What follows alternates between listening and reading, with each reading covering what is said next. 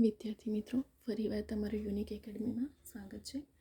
આપણે રાષ્ટ્રીય પ્રતીકના ટૉપિક પર ચાલી રહ્યા છીએ. હમણાં ઘણા બધા આપણે વિડીયો પણ બનાવ્યા હતા લાસ્ટ બે.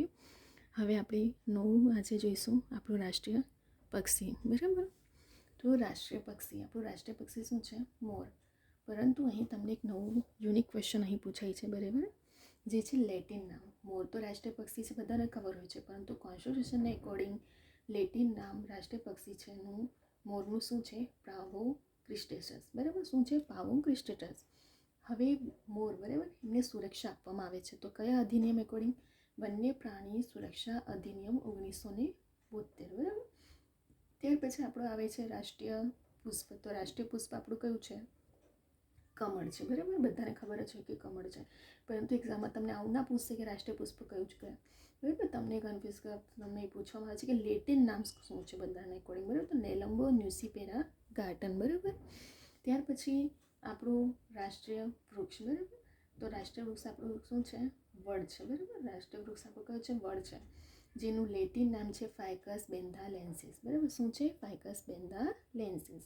તમને એક્ઝામમાં કોમ્પિટિશન ઘણું હવે ટફ થઈ ગયું છે. તમને કન્ફ્યુઝન કરવા માટે તમને નામ પૂરું ખબર હોવું જોઈએ. આગળના વર્ડ સેમ હશે, પાછળનું વર્ડ ચેન્જ કરી શકે છે. બરાબર, તો રાષ્ટ્રીય વૃક્ષ અને ઘણી બધી લાસ્ટ યરના એક્ઝામના પેપરમાં પૂછાયા છે. રાષ્ટ્રીય પુષ્પનું લેટિન નામ, રાષ્ટ્રીય વૃક્ષનું લેટિન નામ અને રાષ્ટ્રીય પક્ષીના લેટિન નામ. બરાબર, એટલે તમે જે મુદ્દાઓ હાઇલાઇટ કર્યા છે એ પોઈન્ટ પર વધારે ધ્યાન આપજો.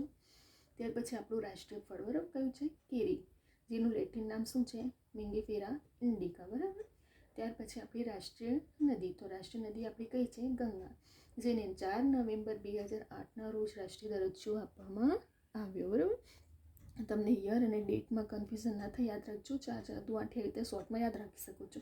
4 નવેમ્બર 2008ના રોજ રાષ્ટ્રીય દરજ્જો આપવામાં આવ્યો. ત્યાર પછી આપણી રાષ્ટ્રીય જળચર જીવ કયું છે? તો ડોલ્ફિન માછલી. ક્યારે એને સ્વીકાર કરવામાં આવ્યો? 5 ઓક્ટોબર 2009ના રોજ એને રાષ્ટ્રીય દરજ્જો આપવામાં આવ્યો. ત્યાર પછી હાથી આપણું શું છે? રાષ્ટ્રીય વિરાસત પશુ. બરાબર, રાષ્ટ્રીય વિરાસત પશુ કયું છે? હાથી. અને રાષ્ટ્રીય જળચર જીવ કહે તો ડોલ્ફિન. ક્યારે તેને રાષ્ટ્રીય દરજ્જો આપવામાં આવ્યો? તો 22 ઓક્ટોબર 2010ના રોજ. બરાબર. હવે વિદ્યાર્થીઓ, તમારે અહીં એટલું યાદ રાખવાનું છે કે કન્ફ્યુઝન ના થાય. બરાબર, અને લેટિન નામો પૂછાતા અવારનવાર ક્વેશ્ચન છે, તો તમે થોડું વધારે ધ્યાન આપજો. રાષ્ટ્રીય પક્ષી મોર છે, આપણે જેનું નામ લેટિન પાવો ક્રિસ્ટેટસ છે. રાષ્ટ્રીય પુષ્પ કમળ છે, લેટિન નામ નેલમ્બો ન્યુસીફેરા ગાર્ટન છે. રાષ્ટ્રીય વૃક્ષ વડ છે. બરાબર, રાષ્ટ્રીય વૃક્ષ કયું છે આપણું? વડ, ફાઇકસ બેન્થાલેન્સિસ. બરાબર. ત્યાર પછી આપણું રાષ્ટ્રીય ફળ કયું છે? કેરી, મિંગીફેરા ઇન્ડિકા. બરાબર. રાષ્ટ્રીય નદી તો ગંગા, રાષ્ટ્રીય જળચર તો ડોલ્ફિન અને રાષ્ટ્રીય વિરાસત પશુ કહે તો હાથી. બરાબર, પરંતુ ડેટ યર તમારે યાદ રાખવું પડશે, કેમ કે સ્વીકાર ક્યારે કરવામાં આવ્યો, એને રાષ્ટ્રીય દરજ્જો ક્યારે આપવામાં આવ્યો તે પણ વધારે ધ્યાન આપવું પડશે. બરાબર, અહીં આપણા રાષ્ટ્રીય પ્રતીકોના મોસ્ટલી ટોપિક કવર થઈ ગયા છે. આપણે પાછલા પણ 2 વિડીયો બનાવ્યું હતું, અને અહીં પણ આપણે રાષ્ટ્રીય પક્ષી, રાષ્ટ્રીય પુષ્પ, વૃક્ષ, ફળ, નદી, રાષ્ટ્રીય જીવ અને રાષ્ટ્રીય વિરાસત પશુ. બરાબર, અહીં મોસ્ટલી ટોપિક આપણા રાષ્ટ્રીય પ્રતીકોના કવર થઈ ગયા છે વિદ્યાર્થી મિત્રો. બરાબર, હવે આપણે બીજા બધા વિડીયો પણ બનાવીશું આગળ.